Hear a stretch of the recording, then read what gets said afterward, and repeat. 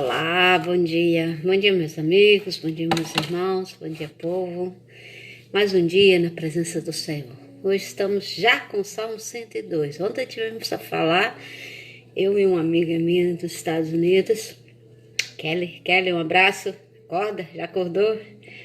Na hora dessa, Kelly já está se preparando para trabalhar, né? Que tem um dia abençoado de trabalho, minha querida. Tira o cansaço, tira tudo, deixa a carga e vá com fé no Senhor. E nós estávamos falando que já está chegando a contagem final, né? Quando chegamos no 70 e pouco, estávamos na metade, agora já estamos no 102. Apesar do 119, ficaremos uns 4 dias, talvez 5. Mas já estamos caminhando para o fim dos salmos. E ela dizia assim, não, mas tem que continuar. Tem que continuar porque eu já habituei a acordar e ver a live e tal. Não sei, tudo eu faço conforme Deus quer. Se Deus quiser, nós vamos fazer. Se Deus não quiser, não vamos. Estamos orando nesse sentido. Eu estou sempre pronta a anunciar a palavra de Deus. Eu quero morrer anunciando a palavra de Deus. Acho que eu queria tanto, quando eu fosse morrer, não quero morrer agora, mas quando eu fosse morrer, que Deus fosse me levar, que eu estivesse anunciando ou cantando a palavra de Deus, né? Agora nesse salmo estamos cantando a palavra de Deus, né? Bem no gerúndio, né? Vamos falar em português, de Portugal. Estamos a cantar a palavra de Deus. E esse Salmo 102, os salmos falam sempre de aflição, ao contrário do que muita gente pensa, né? Fala de bênção, mas fala sempre de aflição. E aqui o salmista pede para que Deus ouça a oração, né? Que o tempo do fim está chegando. E que Deus tenha misericórdia dele, que ouça a sua oração. Mas aqui o salmista queria, porque queria que Deus lhe fizesse a vontade. Como nós muitas vezes queremos que Deus faça a nossa vontade. E principalmente quando estamos num momento de aflição, né? Nós não, quando estamos numa mesa de banquete, quando estamos numa viagem de transatlântico, quando estamos em viagem de avião, quando estamos de férias, nós não oramos o Pai Nosso, livrai-nos do mal, amém. Livra-nos disso em nome de Jesus. Não. E quando a gente está na luta, Senhor, livrai-nos do mal, amém. Livra-nos disso, Senhor, tem misericórdia. Então, tudo tem o seu tempo. Tempo de alegria, tempo de choro, tempo de angústia, tempo de festejar. Mas o tempo de Deus não é o nosso tempo. Aquele que nós queremos para ontem, talvez nós só vamos ter depois da manhã. Eu, às vezes, me deparo com certas situações que eu tenho hoje, ou que me acontece hoje, que eu fico assim, mas eu orei para isso há tanto tempo atrás, que eu já tinha até me esquecido, eu já tinha esquecido-me de quando eu orei por aquilo. E eu lembro uma vez, na igreja do Canaã, eu ainda era adolescente, nós tínhamos um pastor lá que ele era médico, na igreja do Canaã, todo mundo lembra quem era o pastor lá, que era médico, e claro que ele ganhava bastante dinheiro, ele era um médico cirurgião, graças a Deus era um bom médico e tinha uma boa ordenado. E quando ele dava o dízimo, eu nunca soube quando ele dava o dízimo, nem quanto, nem me interessa, mas eu calculava, eu adolescente, calculava mais ou menos e dava para lá só o dízimo dele, pelo meu cálculo na época, não sei se eu estava certo ou errado, mas dava mais de um salário mínimo, só o dízimo dele. E eu lembro dessa época, um dia que eu falei assim, Senhor, será que algum dia eu vou dar um salário mínimo de dízimo? E fiquei com isso na minha cabeça há algum tempo, mas sempre trabalhei muito, graças a Deus, quem me conhece sabe disso, eu sempre trabalhei bastante e sempre fui fiel ao Senhor e sou fiel e quero continuar fiel ao Senhor nos meus dízimos e nas minhas ofertas. E isso passou, depois de quase 30 anos a trabalhar, sempre com dificuldade, sempre contando os tostões, né, mas nunca o Senhor deixa faltar nada, como no Salmo 40, se não me engano, ele fala, 42, fui moço e agora sou velho e nunca vi um justo mendigar o pão nem a sua descendência. Nós nunca mendigamos, ao contrário, nós temos para nós e temos para os outros também. E graças a Deus, contamos tostões, mas sempre com abundância, sempre com abundância. Em dias piores, um dia a gente come ovo frito, um dia a gente come bife, um dia come carne porco, de frango, olha, quero lá saber. Importante que a gente come, que seja uma sopa, mas muito nem uma sopa tem. Mas só para encurtar aqui um pouquinho o tempo, e teve um tempo aqui em Porto Santo, que na época das vacas gordas, eu trabalhei, foi no mês de agosto, como agora né, nem se fala, mas foi um mês que eu trabalhei, eu fazia 17 horas por dia. E eu lembro que eu entreguei de dízimo 1,5 salário. E quando, depois que eu entreguei, que eu percebi assim no envelope o volume, e eu ainda tentei pôr notas maiores, o volume, eu lembrei de uma bênção, de uma oração que eu fiz há quase 30 anos atrás. Então eu pedi ao Senhor que eu desse 1 salário de dízimo. Eu dei 1,5 salário, dei, não entreguei, porque era de Deus. E eu fiquei tão feliz, tão contente, como que a minha oração de 30 anos atrás foi respondida. Então o tempo de Deus não é o nosso tempo. Tudo tem o seu tempo certo, a hora exata, o momento certo. Às vezes você quer dar uma oferta ao Senhor, mas não é esse dia que o Senhor quer a sua oferta. Não é esse dia que o Senhor quer. Então o Senhor tem um projeto. Eu lembro uma vez também lá em Patinga, nessa mesma altura praticamente, que tínhamos uma pessoa na igreja e que, olhando para ela financeiramente, ela tinha um bom trabalho, era uma pessoa que tinha um bom trabalho na Minas, não era peão, era uma pessoa da alta, assim, praticamente, mas era um servo e um bom servo. E eu lembro que nessa época o Senhor revelou para que desse um cheque no valor X, que eu já não lembro quanto que é, mas eu lembro que o Senhor mostrou o valor que era para dar a essa pessoa. E o pastor e o grupo de intercessão na época ficou meio até constrangido, né? Porque uma pessoa da alta, que tem um salário mais ou menos, e de repente Deus mostra para dar para aquela pessoa um cheque de valor X, não era grandes coisas. Talvez, se fosse hoje, e no dinheiro brasileiro, talvez fosse uns R$500. Meio salário, talvez. Mas o pastor, na época, os pastores, já não lembro quantos tínhamos, era ungido o pastor provavelmente, ficou meio assim, mas fez aquilo que Deus mandou.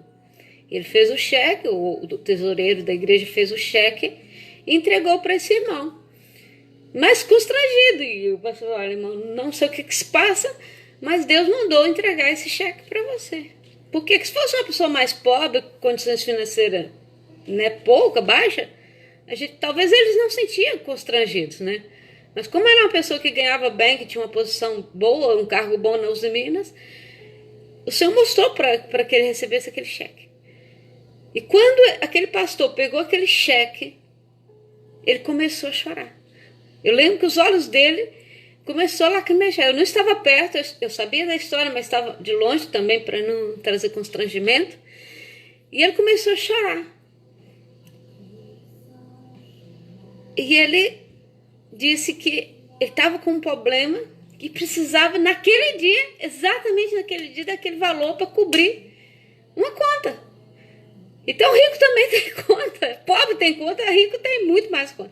Mas isso não importa o valor, se é rico, se é pobre. Importa que nós façamos as coisas no tempo de Deus. Importa que nós façamos as coisas quando Deus mostra, quando Deus revela, quando Deus quer para nós aquilo que Ele quer para nós.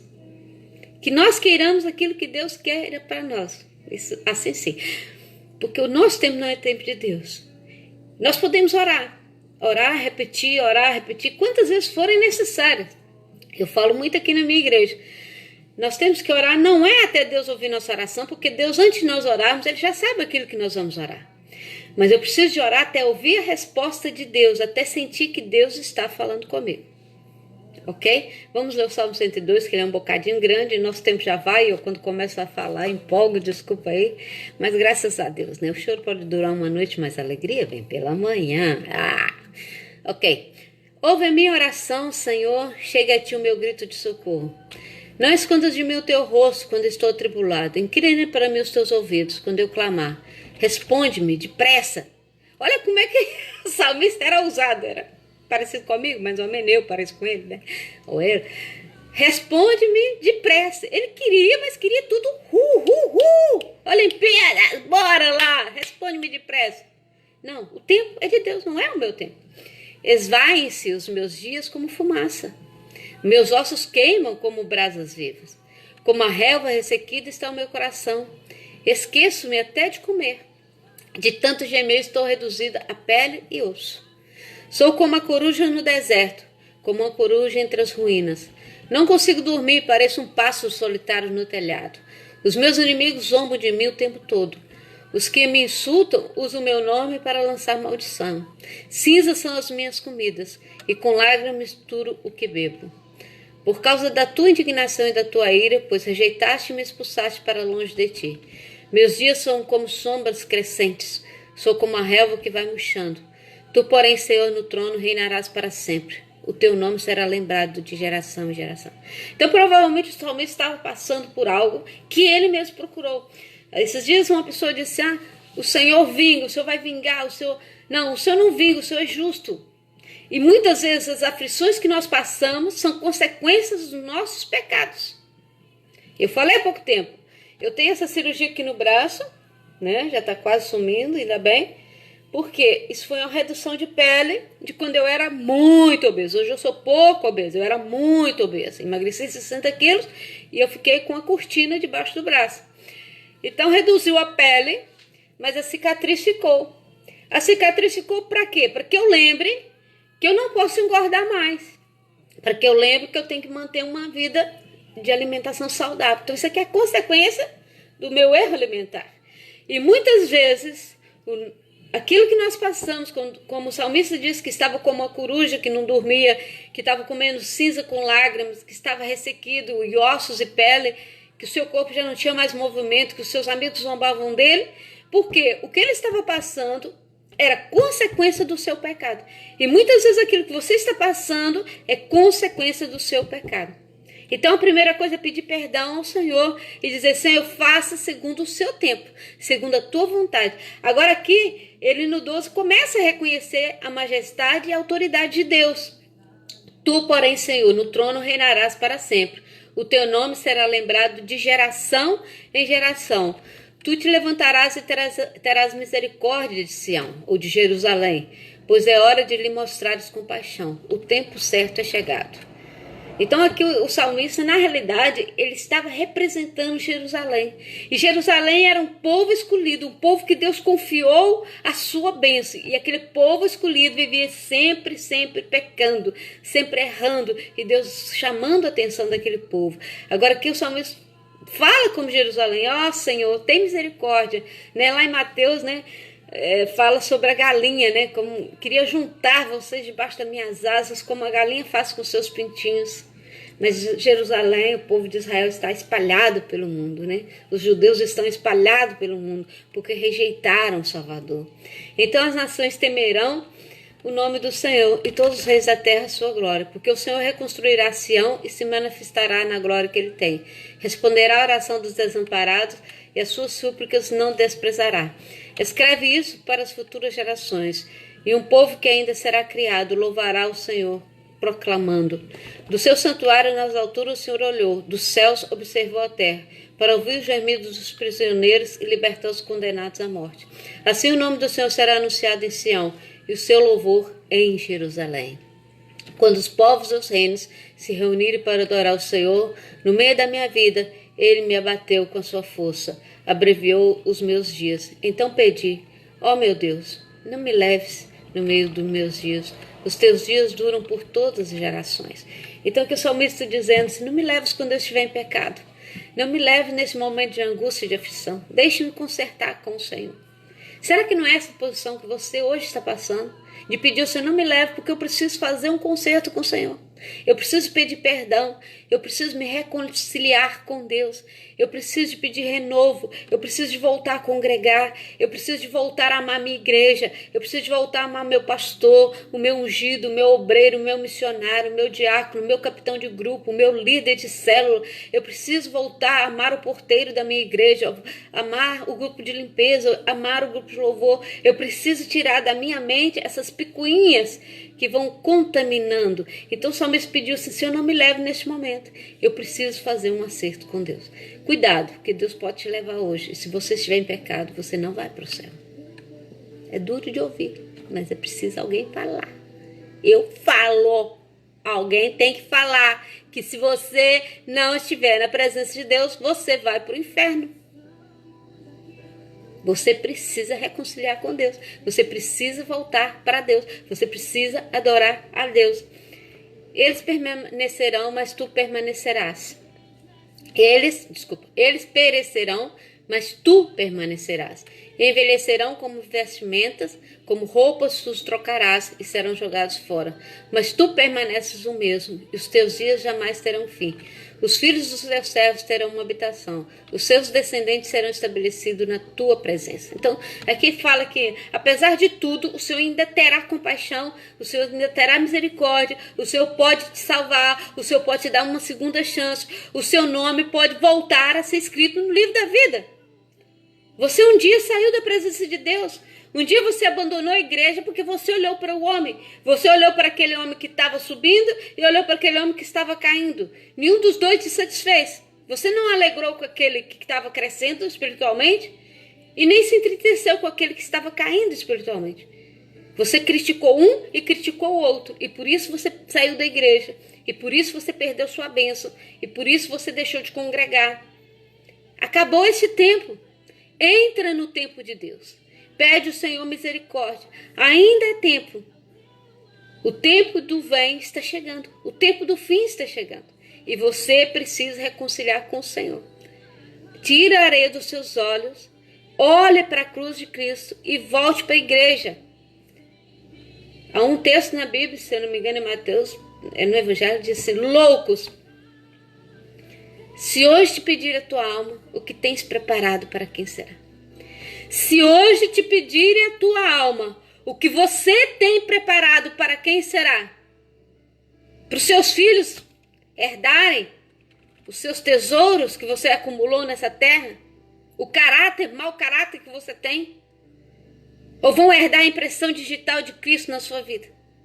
Vão saber que você, como pai, como mãe, como filho, como filha, foi para a eternidade.